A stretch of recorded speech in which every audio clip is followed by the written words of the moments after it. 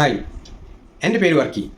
ബൈബിളിലെ ഓരോ ഭാഗങ്ങളും വളരെ ലളിതമായി ചുരുക്കത്തിൽ മനസ്സിലാക്കുവാൻ പാകത്തിന് വിവരിക്കുന്ന എൻ്റെ ഈ വീഡിയോയിലേക്ക് എല്ലാവർക്കും സ്വാഗതം. കൂടുതൽ വിവരങ്ങൾക്കായി എൻ്റെ വേ ഓഫ് ദി വേർഡ് എന്ന ഈ ചാനൽ സന്ദർശിക്കാവുന്നതാണ്. ദയവായി ഈ ചാനൽ സബ്സ്ക്രൈബ് ചെയ്യുകയും കൂട്ടുകാരുമായി ഷെയർ ചെയ്യുകയും ലൈക്ക് ചെയ്ത് എന്നെ പ്രോത്സാഹിപ്പിക്കുകയും ചെയ്യണമെന്ന് ഞാൻ അഭ്യർത്ഥിക്കുന്നു. എൻ്റെ ഈ എളിയ സംരംഭത്തെ വിജയിപ്പിക്കുവാൻ എല്ലാവരും സഹകരിക്കുമെന്ന് ഞാൻ പ്രതീക്ഷിക്കുന്നു. ഈ വീഡിയോയിൽ ഉൽപ്പത്തി പുസ്തകം 3 മുതൽ 10 വരെയുള്ള അധ്യായങ്ങളാണ് ലളിതമായി വിവരിക്കുന്നത്.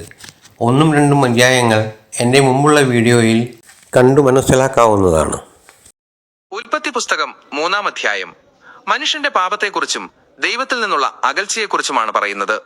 ഈ കഥയിൽ ദൈവം വിലക്കിയ കായ് കഴിക്കാൻ സർപ്പം ഹവ്വയെ പ്രേരിപ്പിക്കുന്നു. അവൾ ആ കായ് ആദമിന് നൽകുന്നു. ഇത് ദൈവത്തോടുള്ള അനുസരണക്കേടാണ്. ഇതിന്റെ ഫലമായി ദൈവം അവരെ ഏദൻ തോട്ടത്തിൽ നിന്ന് പുറത്താക്കുകയും കഷ്ടപ്പാടുകൾ നിറഞ്ഞ ജീവിതത്തിലേക്ക് നയിക്കുകയും ചെയ്യുന്നു. ഇതൊരു ചെറിയ കഥയാണെങ്കിലും മനുഷ്യന്റെ പാപത്തെക്കുറിച്ചും ദൈവവുമായുള്ള ബന്ധത്തെക്കുറിച്ചും ഇത് നമ്മെ പഠിപ്പിക്കുന്നു. ഉൽപ്പത്തി പുസ്തകം 4-ാം അധ്യായം കായേന്റെയും ആബേലിന്റെയും കഥയാണ് പറയുന്നത്.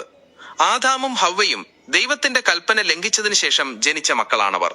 കായേൻ കൃഷിക്കാരനും ആബേൽ ആട്ടിടയനുമായിരുന്നു. ഒരു ദിവസം അവർ ദൈവത്തിന് കാഴ്ചകൾ അർപ്പിച്ചു. കായേൻ തന്റെ വിളവുകളിൽ നിന്നും ആബേൽ തന്റെ ആടുകളിൽ നിന്നും കാഴ്ചകൾ നൽകി.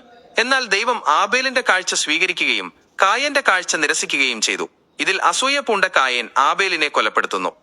ദൈവം കായേനോട് ആബേലിന്റെ കാര്യം ചോദിച്ചപ്പോൾ താനവനെ കാക്കുന്നവനല്ലെന്ന് മറുപടി നൽകി. ദൈവം കായേനെ ശപിക്കുകയും അവൻ നാടോടിയായി ജീവിക്കാൻ വിധിക്കുകയും ചെയ്യുന്നു.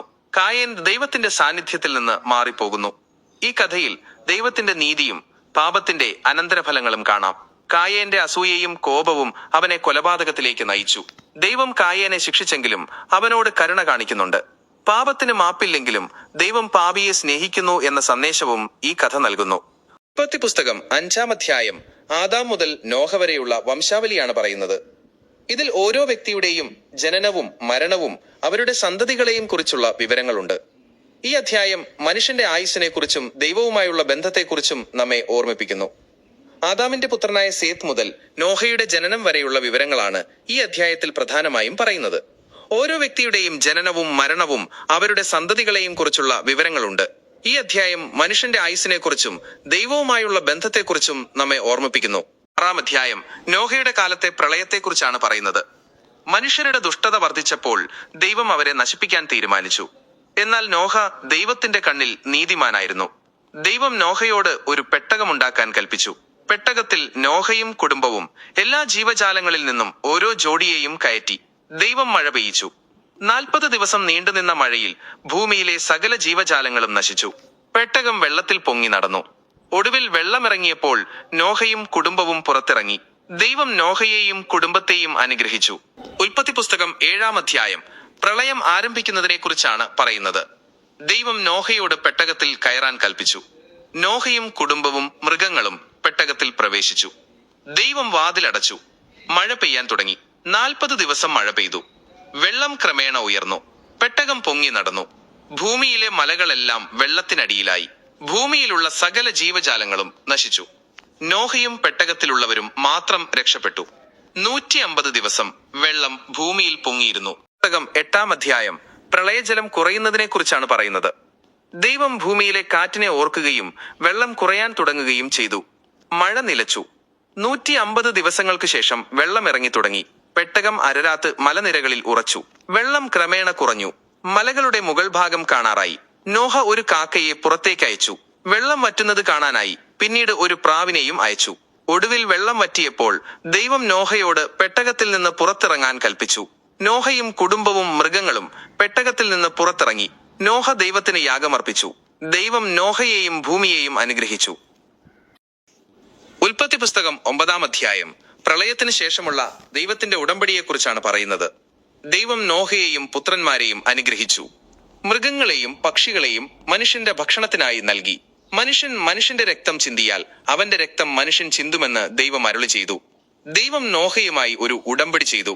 ഇനി ഒരിക്കലും പ്രളയം ഉണ്ടാകില്ലെന്നും അതിന്റെ അടയാളമായി മേഘങ്ങളിൽ എന്റെ വില്ല് വെക്കുന്നുവെന്നും ദൈവം അരുളി ചെയ്തു. നോഹ കൃഷി തുടങ്ങി ഒരു മുന്തിരിത്തോട്ടം നട്ടു. അവൻ വീഞ്ഞു കുടിച്ച് ലഹരി പിടിച്ച് തന്റെ കൂടാരത്തിൽ വസ്ത്രമില്ലാതെ കിടന്നു. പുത്രനായ ഹാം അത് കണ്ടു തന്റെ സഹോദരന്മാരോട് പറഞ്ഞു.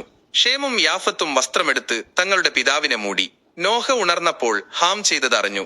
കനാൻ ശപിക്കപ്പെട്ടവനാകട്ടെ എന്നും ഷേമിന്റെയും യാഫത്തിന്റെയും ദാസനാകട്ടെ എന്നും നോഹ പറഞ്ഞു. ഷേമിന്റെ ദൈവം അനുഗ്രഹിക്കപ്പെട്ടവനാകട്ടെ എന്നും ദൈവം യാഫത്തിനെ വർദ്ധിപ്പിക്കട്ടെ എന്നും നോഹ പറഞ്ഞു. പ്രളയത്തിന് ശേഷം നോഹ 350 വർഷം ജീവിച്ചു. അവൻ 950 വർഷം ജീവിച്ചിട്ട് മരിച്ചു.